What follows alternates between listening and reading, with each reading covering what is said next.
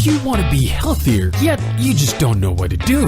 All these shows telling you this and that, but nothing seems to work. Well, listen close. Golden State Media Concepts has got something great for you. The Health and Wellness Podcast dedicated to workout trends, healthy eating habits, diet, and everything about healthy living. Join us in our banters as we help you not just live life to the fullest, but live it to the healthiest.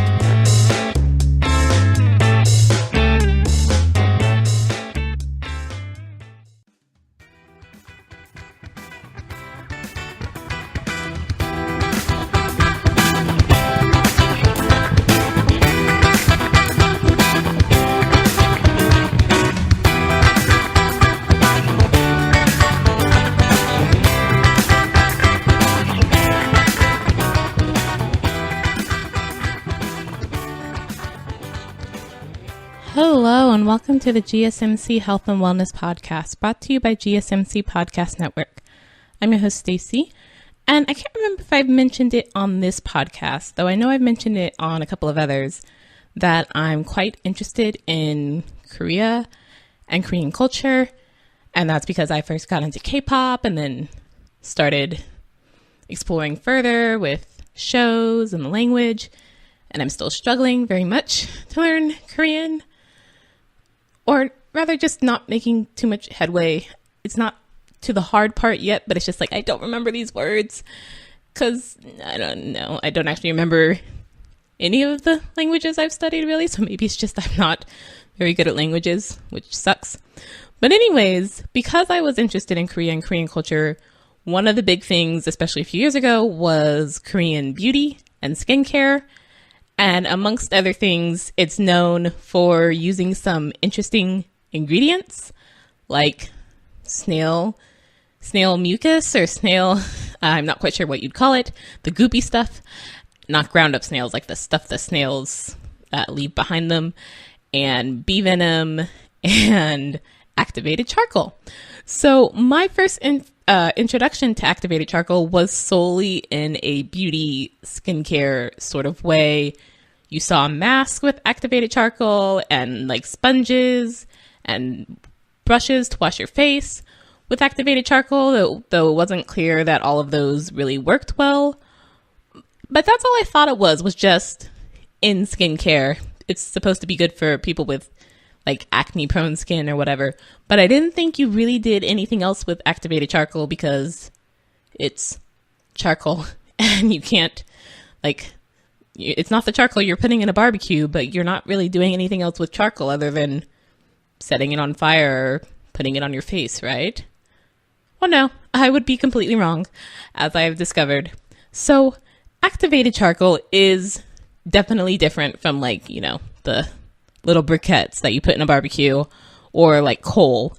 Activated charcoal is a fine black powder made from bone char, coconut shells, peat, petroleum coke, coal, olive pits, or sawdust. And the charcoal is activated by processing it at a very high temperature, which changes its internal structure, making it more porous than regular charcoal. And this porousness is what gives it a lot of the attributes that I'll talk about later, because it allows it to bind a lot of different substances to it.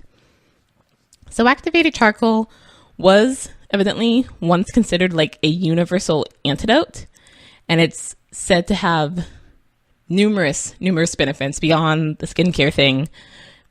These are things like lowering cholesterol, whitening teeth, curing hangovers, and I'm just like, really?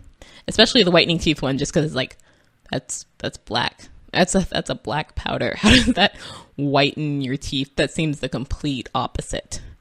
But anyways, activated charcoal for non-skincare things is probably best known for being used in hospitals in cases of poisoning or drug overdoses. It's been used as a poison antidote since the early 1800s. And even though it appears to have little effect on alcohol, heavy metal, iron, lithium, potassium acid, or alkali poisonings, but it is often used if someone has done like an overdose of certain prescription medications or what have you. So this is supposed to be not like a last ditch effort, but it's not like a regular thing you'd have in your medicine cabinet. Experts actually warn that activated charcoal shouldn't be routinely administered in all cases of poisoning, but should rather be considered on a case-by-case basis. And even when they do use it in hospitals, it's not just, okay, give them the standard dosage, because there isn't really a standard dosage. Doctors have to determine the dosage based off of the patient's weight and how much of the poison or drug they took. And they also have to determine if and when to give additional doses by monitoring the blood levels of the person who they're administering this to. So it's definitely not they're probably recommending, don't DIY, take this at home when you think, you've swallowed whatever. Call your poison control center or go to an emergency room. Don't try and unpoison yourself. That would probably not be good. But amongst the health benefits, because activated charcoal has that porous texture, this actually gives it a negative electrical charge. So it attracts positively charged molecules such as toxins and gases, and then it traps the toxins and the chemicals in the gut and prevents their absorption. And since activated charcoal itself is not absorbed by your body, it then takes those trapped toxins and carries it out your body through, the way things leave your body. So we're going to take a short break, and then when we come back, we'll talk about some of the supposed health benefits of activated charcoal. So stay tuned. This is your ultimate stop for everything sports. The Golden State Media Concepts Sports Podcast. Should I say more? From the NFL, MLB, the NBA to MMA, it's all in here. The Golden State Media Concepts Sports Podcast. Listen now.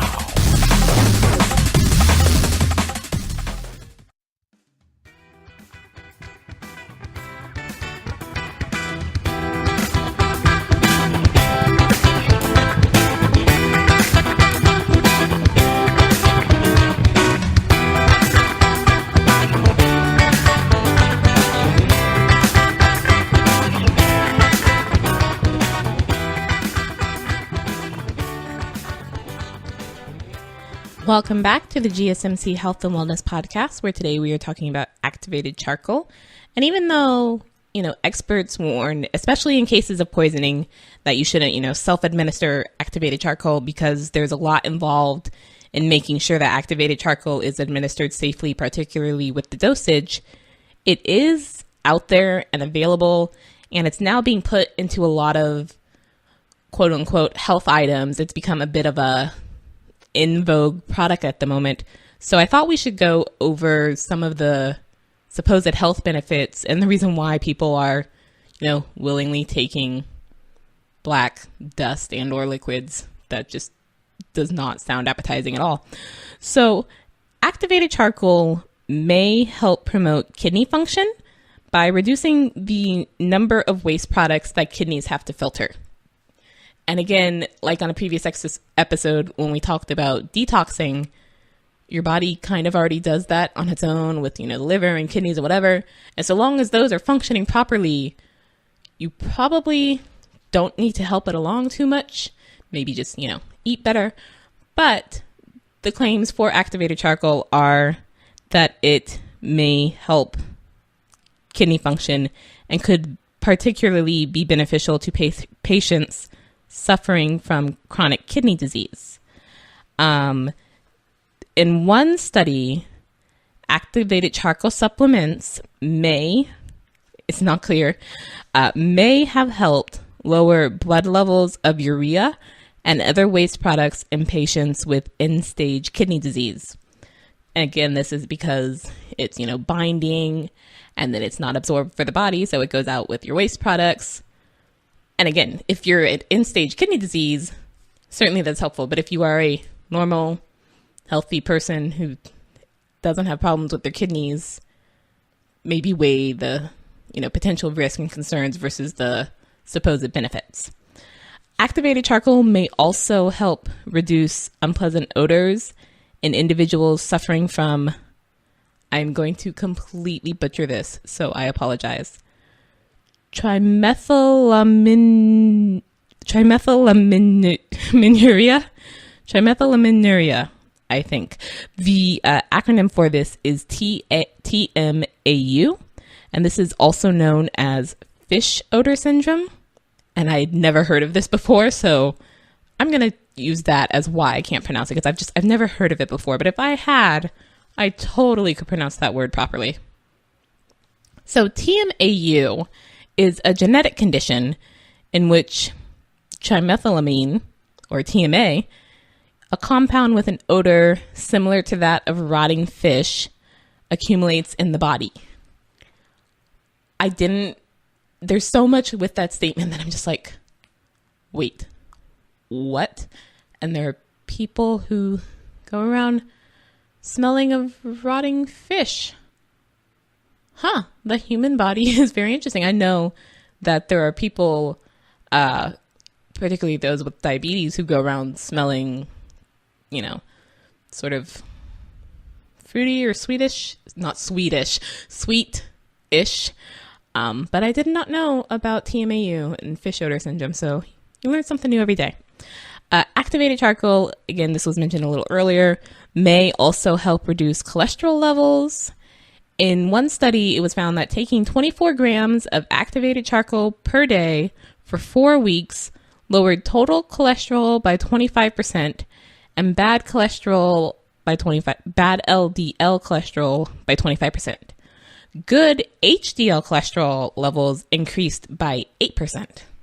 There's been a couple of studies, actually, I think, on activated charcoal and cholesterol, and they found about similar numbers, about that 25 to 30% lowering or so. But as I said, activated charcoal is quite popular right now. And so as I was looking it up, I did see a number of products for it for different uses. So like, it has a number of home uses besides the medical research and or poisoning ones. So some of the most well-known of those uses include gas reduction. And I did actually see like activated charcoal capsules for anti-gas or whatever. There are some studies that report that activated charcoal may help reduce gas production following a gas-producing meal, as well as help improve the odor of gas. I get the science of it if it's binding molecules and taking them out in the waste, but it's just, how did you come up with this? It must have been side effect, and also that would be great.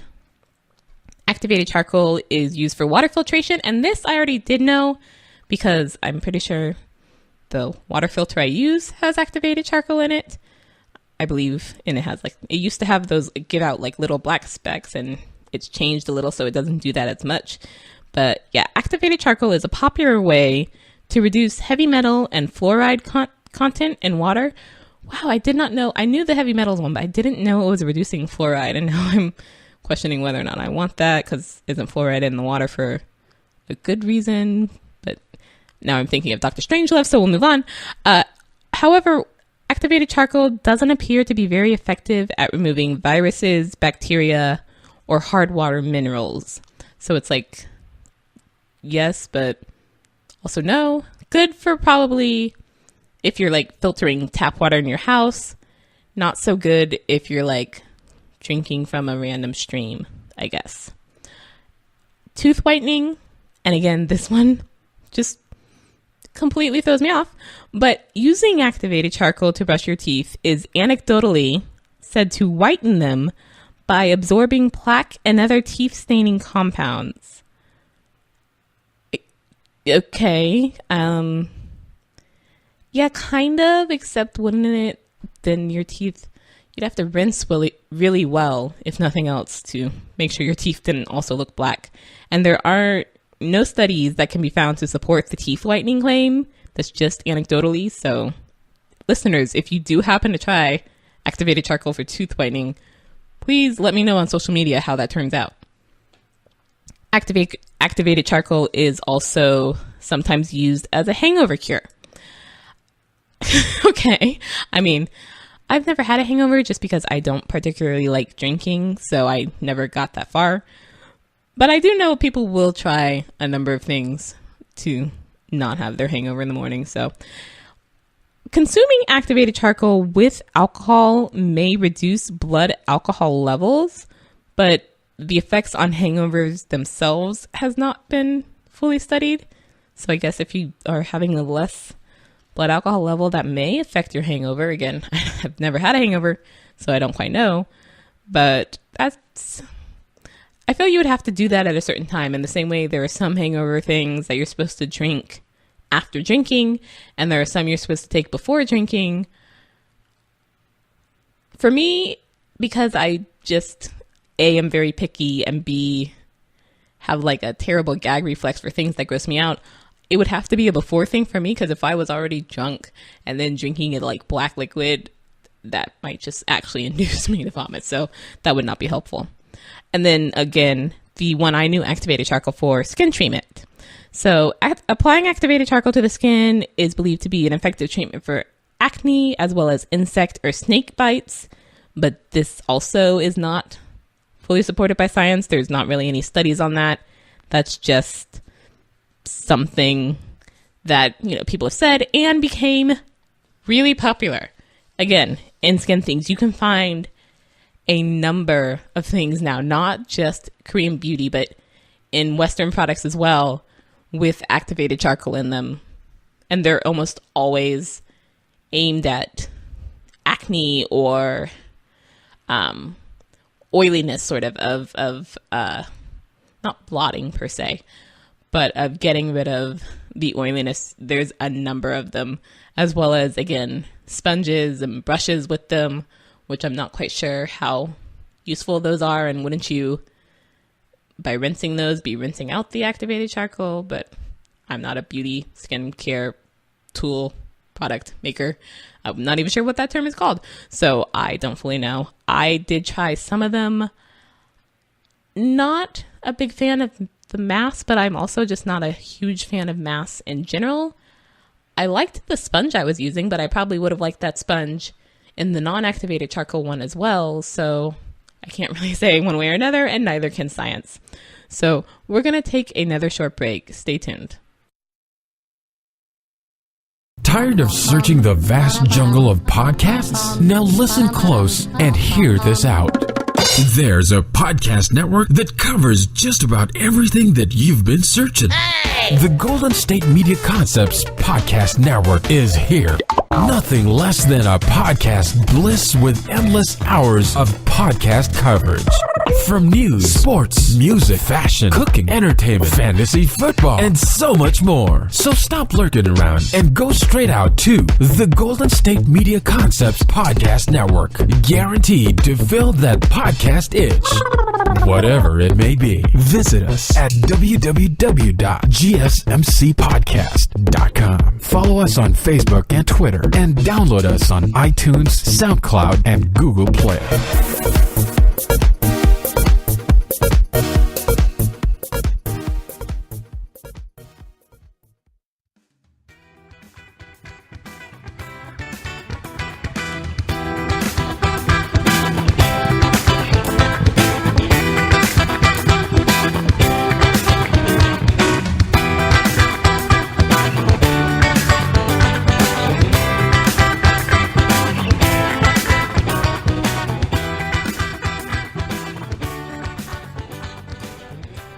Welcome back to the GSMC Health and Wellness Podcast. So, just to sum up, overall, it sounds like from the various things I could find that, save for the cholesterol, in which there is at least 2 studies showing a reduction in cholesterol, and bad cholesterol at least, using activated charcoal, and save for, trying to stop someone from dying from poisoning or a drug overdose, it doesn't sound like there's too much science-wise that supports the health use of activated charcoal, There is some thought again about, the people with chronic kidney disease or people who have TMAU, and activated charcoal may help that. But for the others, regarding especially tooth whitening, but also hangover prevention and gas reduction, that still seems sort of, and we're not quite sure, and or we actually have no studies for this at all. So I guess if you hear something great about it, I mean, obviously for a number of health things, we generally go off of recommendations from people we know as opposed to random talking head stranger people who we've never met before. But you should also be cautious with activated charcoal. It's not really something that's like prescribed, and so it sort of falls under the supplement category, and those, tend to not be regulated by the FDA. But activated charcoal can have some side effects, and again, they just do not sound fun. The most common side effects are nausea and vomiting, which again makes me super question that hangover prevention one, because I'm just like, I already don't feel well because I've been drinking, and you're going to give me the thing that already just sounds like it might make me throw up, and then it actually has the side effect of making people throw up. Pass. Like, I personally would just be like, yeah, no. But in addition to nausea and vomiting, constipation and black stools are two other commonly reported side effects of activated charcoal. So it's just like fun. The more almost important thing is because it's not regulated, you can't fully be sure what's in it. But also B, as I mentioned earlier, we don't really know what a safe dosage is because it hasn't been studied that much. And so doctors, have some medically suggested formula, I guess, going off of how much poison or drugs was taken and the patient's weight. And they have to do a whole special thing with children to figure out how much to give a person who's brought in for poisoning or drug overdose. That's not, a set capsule or whatever. So we don't really know what a safe dosage should be. And in that case, it might be very easy to take more than you need. But also, if you're trying to be healthy and you're taking activated charcoal for health reasons, activated charcoal is really good at binding things to it and taking them out of the body. And that's why it's said to work for so many of these things. But it's not specific to what it takes out. It doesn't distinguish between good things and bad things in your body. So it can also take out some of the good things. It can also, bind to nutrients. It can bind to vitamins like vitamin C and vitamin B and things you probably are taking a totally different supplement to put into your body. So it can even bind to prescription medications. And again, it keeps things from being absorbed. So if you're taking a prescription medication and then taking activated charcoal, you could be somewhat undoing what you're trying to do with the medication, the reason it was prescribed to you, because it's not getting absorbed, it's not getting into your bloodstream. So it sounds like, to me at least, the activated charcoal is more good in very specific medical things that you would probably be either getting a specific amount prescribed of take so many grams, however often, and or you're in a position where you can't choose this anyways, but we have to give it to you. But if you're in a position of just want extra health, the health claims of activated charcoal supplements, and I don't even know if I'm sure there probably is activated charcoal toothpaste, but again, that one completely throws me off. But the supplements and skincare is very not quite sure. And it's not even the case of, well, we're not sure, but it also doesn't seem to hurt you. Because actually, no, those side effects are not fun and or perhaps more harmful than good if you are removing nutrients from your body. Because again, activated charcoal, because it is processed at that high heat, that makes it porous. That also gives it the negative charge, so it attracts the positively charged things, and then it binds them, keeps them from being absorbed, and takes them out through your waste products, which again, great for poisoning, great for drug overdose, great for cholesterol. And it actually, I get that it would bring down total cholesterol and the bad cholesterol, but it also increases the good cholesterol. That's great. But unless you're suffering from such a more serious health condition, definitely at least do even more research into activated charcoal. But it also does sound perhaps more dangerous than useful, I guess you should say. And that's not to say that every in vogue ingredient or product or topic or whatever have you for health is not good. And it just, not everything that's a fad goes away and we forget about it and it didn't work. Because some of those things are actually pretty great and they stick around because we find that they do work. Like on a previous episode when we talked about the mind diet, the Mediterranean diet, that was a thing that became really big name over a number of years. And we've actually found, hey, science-wise, this actually is really good. And so it stick around to the point that now it's like I don't know that it was ever a brand name thing because it's the Mediterranean diet, but it's not one of these things that is like, oh, have you tried the whatever? That's so well known that it's like, yeah, probably. Likewise, again, for the skincare thing, because that's where I first heard about it. I actually quite happen to like products with snails in them. I don't know that they're doing everything that they say they're going to do on the bottle, but I get where the claims from it come from because snails do have that healing property, and that's that goo. I keep wanting to call it goo, so I'm just going to go with goo. That goo helps protect them as they're going over rough ground and what have you. I can get where the thought would be, oh, hey, that might also help. And it was found the reason snail started being used in beauty products, and the same way for, not quite sake, but it comes from sake workers, is they found people who worked with these products in either, packing snails to be sent to France for escargot, or I'm just going to go with making sake. I'm not sure that's the case. They found that, their hands looked really young compared to like their faces and how old they actually were. Oh, hey, maybe it's something of the thing their hands are constantly in. I get that. I like that. I like the fact that we're constantly trying new things that are probably not actually that new to us, but then they've probably been using it in another part of the world for years. I like the fact that in the 21st century, we can now hear about these things because several decades ago, you might never have heard about them. But it's also really good to do the research into them before jumping on the bandwagon. Because I'm now actually thinking of the bandwagon, the musical, so I won't go there. But what works for some people may not work for you.